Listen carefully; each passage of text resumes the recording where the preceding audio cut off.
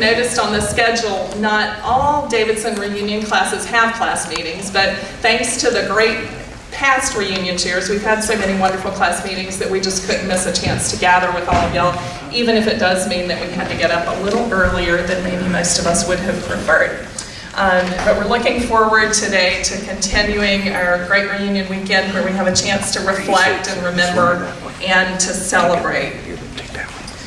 Because we have so much to include in just 45 minutes, we all want to be ready to go over to the tree planting right at 11:30, be there at 11:30. And we're going to save our more formal remarks and introductions and thank yous and all of that for dinner tonight, so we hope you'll all be back for that.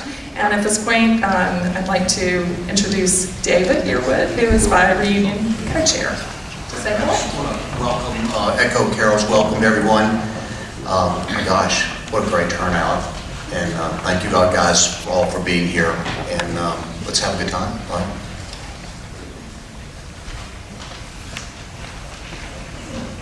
Good morning. Good morning. It's wonderful to be here as we remember our classmates who have passed away. We're doing the memorial section right now. We only have 1 minute per person to speak, which I know is not much to acknowledge anyone's life, but there's the rest of the weekend and lots more stories and laughter among the tears. Some speakers have told me how meaningful it's been as they've been connecting with classmates' widows, siblings, and children.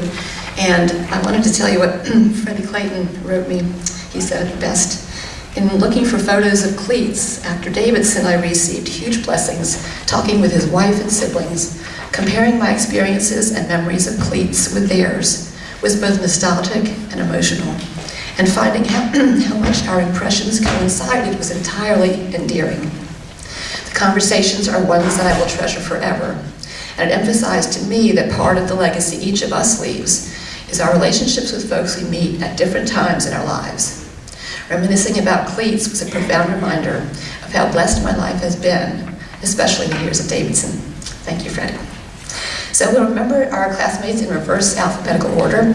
So Ed Basketball Jones is going to tip it off to speak about Tony Snow.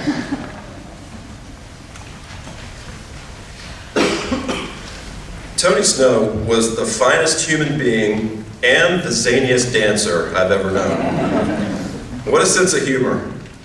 We were at one of those awful Queens mixers, and Tony says, "Hey, B-Ball, I've got my opening line ready for the ladies. Say, who's your dermatologist?" Then there's the name he gave our 4th Richardson softball team, the Suggestive Bananas. Wow, what a man in full Tony blossomed into. To me, he was a genius as a writer and political pundit and the most masterful White House press secretary who ever lived. He could have been a great senator and maybe even president. More important to Tony, though, he was an exemplary friend, husband, and dad. He taught us how to live and how to die, Britt Hume said. He also taught us the ennobling power of redemptive suffering. Good Lord, was he brave. God doesn't promise us tomorrow, Tony wrote, but he does promise us eternity. Someday we'll laugh and dance with you again in that promised eternity, our good friend. It may take you that long to teach us that zany, wonderful dance of yours. We miss you and love you, and of course we really love Jill and Robbie and his entire family. God bless. Yay.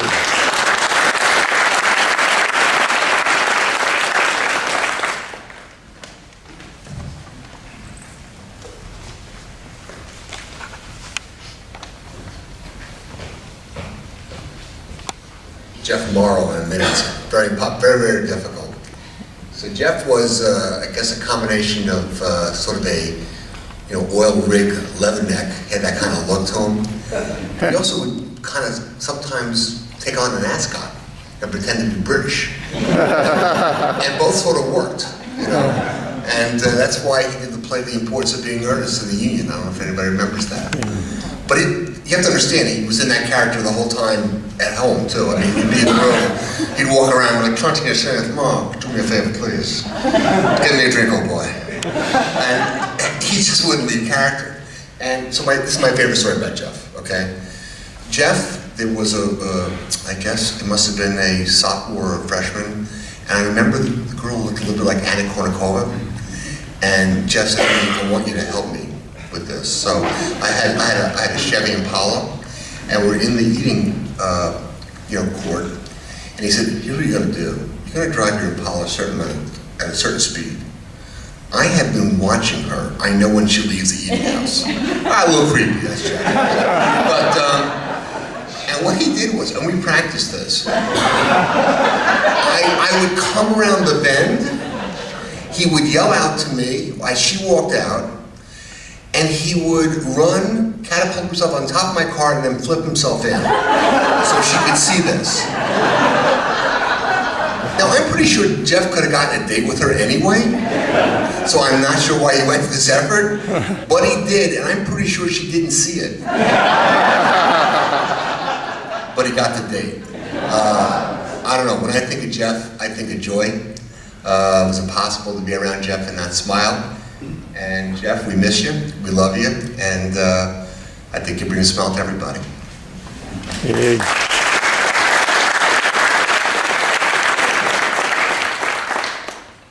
I'm so glad that basketball and Mark went before me, because I saw that. I wanted to keep this funny. Look, many of you did not know Mike Morris.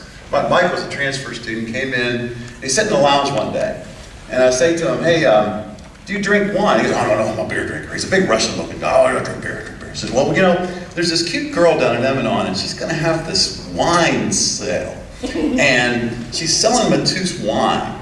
So if this is another one of these kind of date stories. This was a long time before I got into this arena. But so I said, I think if we buy some wine, she'll probably marry me someday. Well, how much wine do you think we'll have to buy? I think it might have to be a case. Well, what are we going to do with it? We'll have to drink it. So I drank Morris. We go down there. Susan is running this, by the way, bootleg wine deal. Slater had a full, the Ari Slater folks had a full monopoly where nobody was supposed to sell anything on campus. She got in trouble for this. And so, she's got this whole thing going. We go in there and buy a case of wine from her. So there you go.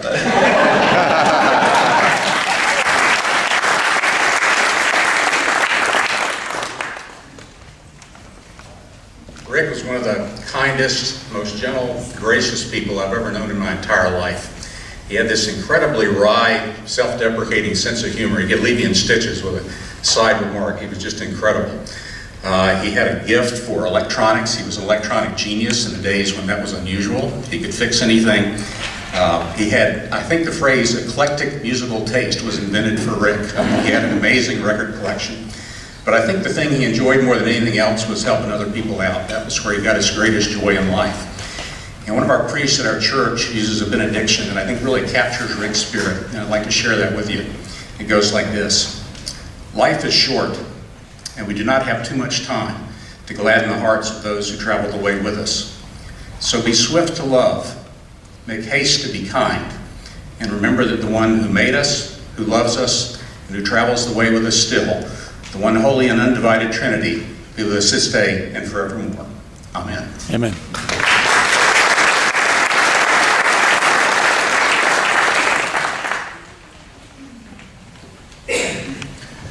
Yeah, good morning.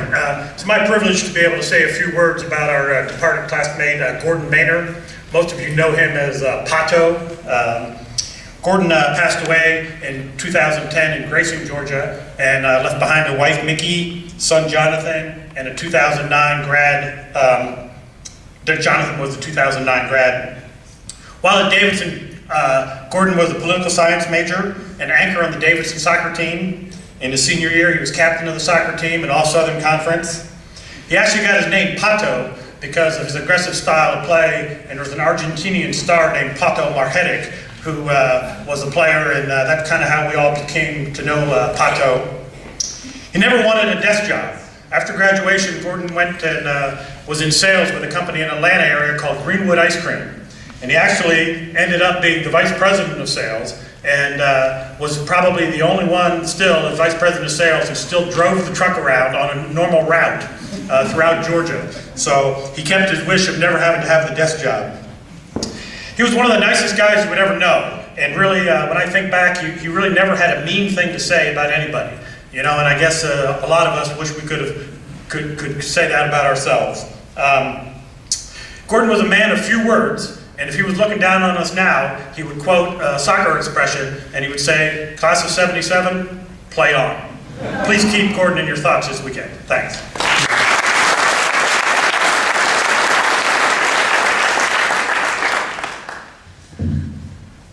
I remember the first time I met Chris Lobline. It was just across the hall where the Davidson College Male Chorus used to rehearse. It was the beginning of the junior year at the first male chorus rehearsal. Chris was new to the male chorus. He was just replaced our previous accompanist who had graduated the previous year. Chris was quiet, unassuming, somewhat shy, obviously not your typical male chorus member. But when he began to tinker the ivories, it was obvious he loved to let the piano speak for him. Chris went on to a career down in Charleston, South Carolina, at the Charleston Museum, and became director of history, or curator of history down at the museum, involved in a number of different activities, both in the community and within the museum community itself. He died in 2001 of complications from a brain tumor. Nonetheless, his memory does live on in those who knew him, and future generations of those who visit the museum in Charleston will be reminded of him as the Silver Exhibit Gallery at the museum has been named in his honor. For his long-term accomplishments and efforts in carrying out the purpose and the work of the Charleston Museum, and for being a helpful friend to those colleagues and visitors. But for me and my fellow male chorus members, we will always remember Chris as the talented pianist-musician who enabled and enhanced our singing. Performance he gave at all times his best. We give thanks for Chris' gifts and for the gift of Chris. To paraphrase an old male chorus standard, he'll go no more a roving with us classmates.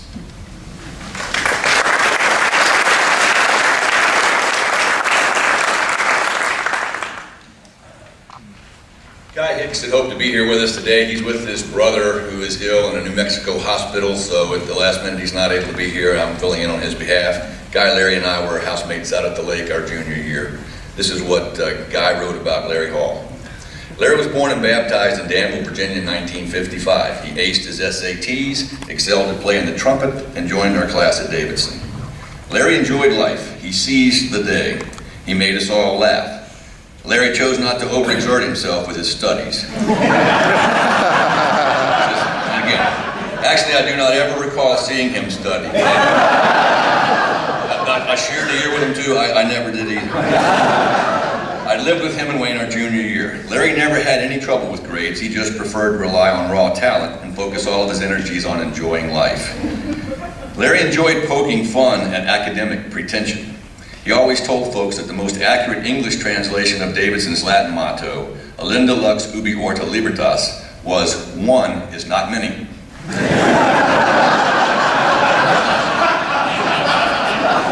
Larry did this with a straight face and then would laugh when people would nod their head knowingly. I recall that during a college reunion awards event, the speaker was droning on about his academic and career achievements. Larry and I were sitting together at dinner during the speech. Larry leaned to me and whispered, "What the esteemed speaker is not disclosing is that he actually is employed at a sardine factory, closing the eyes of sardines as they whiz by on the beach." Larry loved college basketball, and Davidson college basketball in particular. We shot hoops together a lot during our 4 years. In fact, Larry died tragically young of heart failure while on a road trip with some Davidson friends in Durham to see the Davidson-Duke basketball game. Finally, and most importantly, Larry loved his family and friends. He loved his wife Gina, daughter Kate, and son Roy, and was so very proud of them. He also loved all of his classmates from the class of '77. Larry was a good friend to me. I and others will miss him. Yeah.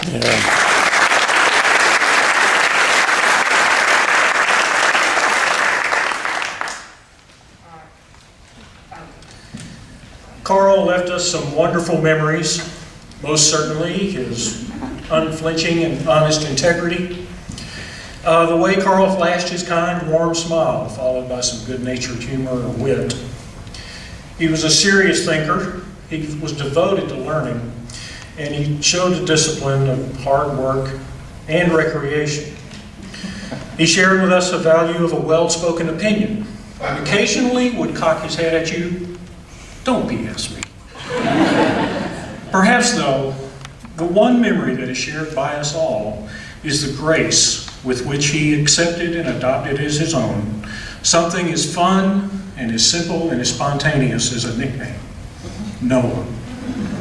Noah, who began by leading second cannon in the freshman regatta, and he continued leading through the years on campus and beyond. So Noah, Carl, we honor your life, and we thank you so much for the kind friendship that you shared with us all.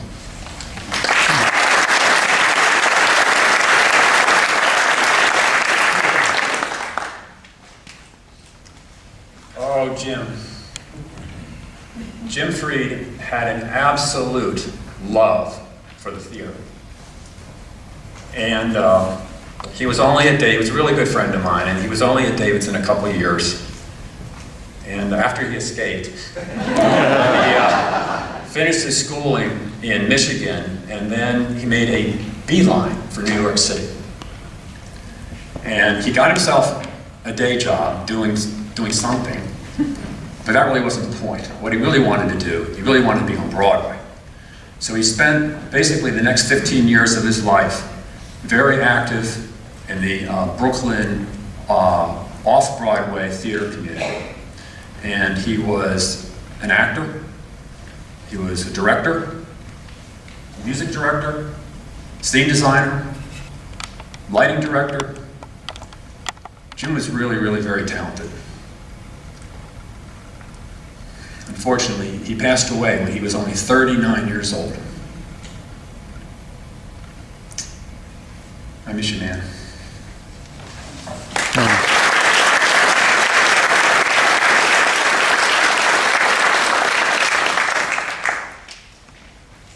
How am I doing? You can't be cool all the time. I love you, brother. And those of us who knew Chip, and I think that was pretty much all of us, were accustomed to hearing these phrases, and a few more I can't repeat here.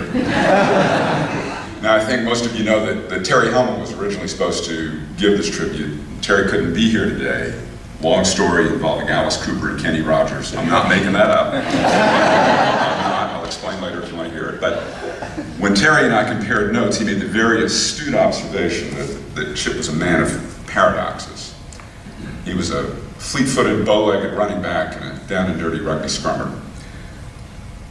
He could move like a soul-trained dancer, but he was a Willie Nelson evangelist. He was a Georgia farm boy and the prince of the Booty Palace. He was as fluent in the language of Fellini movies as he was in the Three Stooges.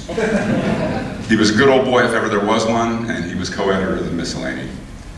He was a manly man and a ladies' man. He was a picker, a grinner, a lover and a sinner, a walking contradiction, partly truth and partly fiction. How am I doing?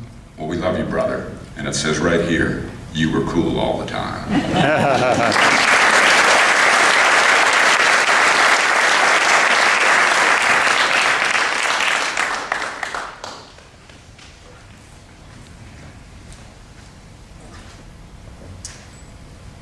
Kevin Clancy was known almost universally here at Davidson as Cleats.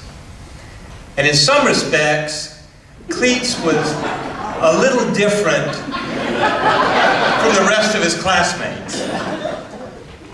Most of us were typical 20-year-old boys, slightly obnoxious, full of hormones and bravado, posturing constantly to show everyone how smart, athletic, tough, or studly we were.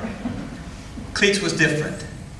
He was as humble, self-effacing, and unpretentious as anybody I've ever known.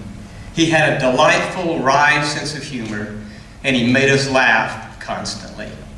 Following Davidson, he returned to New Jersey, where he built a successful career as a private banker. He married the former Liz Schuster, and they have 2 children. Rob, 24, graduated from Drexel University, and sings and plays lead guitar for the Cold Roses, a blues rock band, which just cut its first album. Cleats' daughter, Mary, graduated from high school last week, and this fall she will enter the Tyler School of the Arts at Temple University.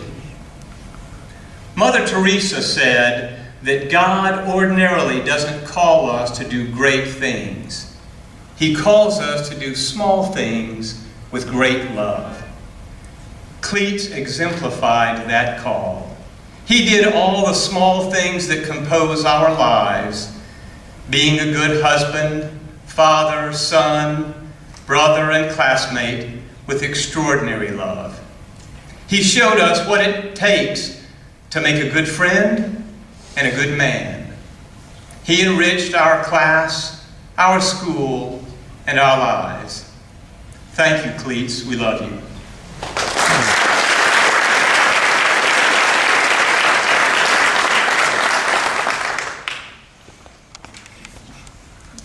My earliest memory of Gene, oh boy, is of him sitting cross-legged on his bed in his room on our freshman hall, reading lamp balanced on one knee to illuminate the textbook in his lap. He could hold this pose hour after hour without a break. The intensity that Gene brought to his study also carried over to his life among us. You knew without a doubt that you were his friend and he cared for you. You also knew that he was committed to using his intellect to make a difference. After graduation, he went off to Duke Medical School. He also received a doctorate in public health from UNC, and this prepared him for a research career that was focused on improving the ability of primary care physicians to treat depression. The last time I saw Gene and his wife Carol was at our 20th. And after our time together, I left with a strong sense of peace because I knew that the genuine, intense bond of friendship that began in the fall of 1973, second canon, was still intact. And the words of Thomas Aquinas really ring true. There's nothing on this earth more to be prized than true friendship. Thanks, Gene, for being a true friend.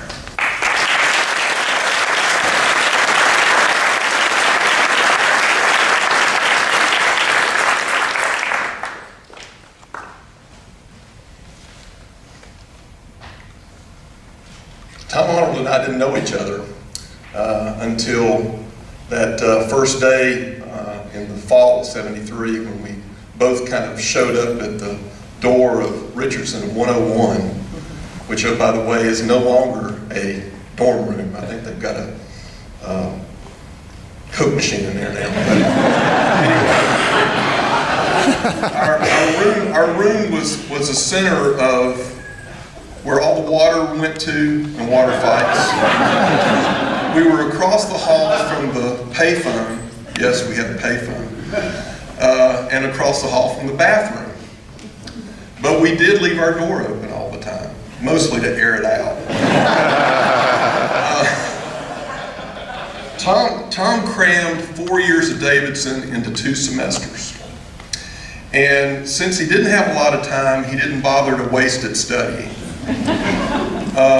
Jeff Brown was telling me the other night that he saw Tom sitting in the lounge on First Richardson smoking big stogie cigars with Keith Goldgard, who was to be my sophomore roommate, supposedly celebrating the end of exams. And Jeff said he couldn't figure out what they were celebrating. Tom finished his first semester with 2 D's and an F, and finished the second semester with 2 F's and a D. But that's not what I want to talk about. I never could figure out when Tom studied, because I was studying all the time, and Tom was never studying, so anyway. But Tom's dad was a Davidson grad, so I guess, I don't know whether his dad made him come here, I'm not really sure. But I wasn't really sure that Tom really wanted to be here. But he made the most of his time here. His dad was also a CF when he was here. or for most of you guys, damn speed. So Tom and I went to Rush together because we both, I kind of was attracted to the SIGEPs because they were off campus and they were kind of, different and, pushing all the edges of the envelope. And so when the first night came, when the bids came out, all these guys came rushing into our room, which frankly wasn't terribly unusual, but in this case it was a bunch of speeds that came into our room to give Tom a bid. I didn't get a bid. But Tom, being a legacy, got a bid. So, they dragged him out and they went off drinking beer or whatever it was they did. And luckily, the next time bids came out, I finally got a bid the second time, so we entered the pledge class together. It was kind of interesting when Jeff told me the story about smoking the cigars. I said, damn, I lost Tom as a roommate, and then Keith never came back sophomore year, so I lost him as a roommate. I said, must be something about me. But anyway, Tom was a good roommate, and we had a lot of fun together, beginning the pledge class in the beginning of '74, and I lost track of Tom when he didn't come back, and I was actually shocked to find out that he passed away when Sue called me. I think they were kind of desperate about who knows Tom Arnold, and and it brought back a lot of memories that I hadn't thought about in 35 years. So I thank you all for that.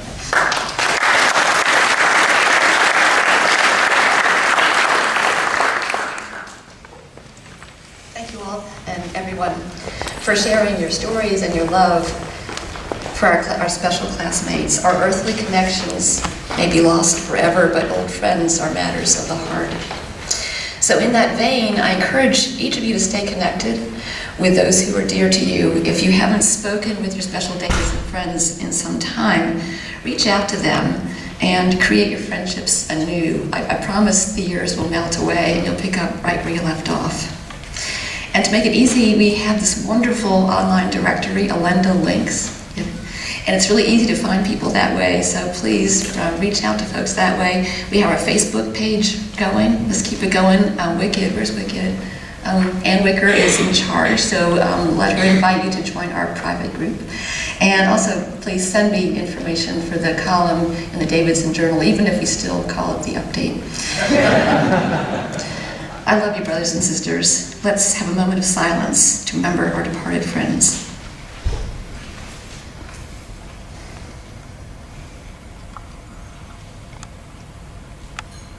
Thank you.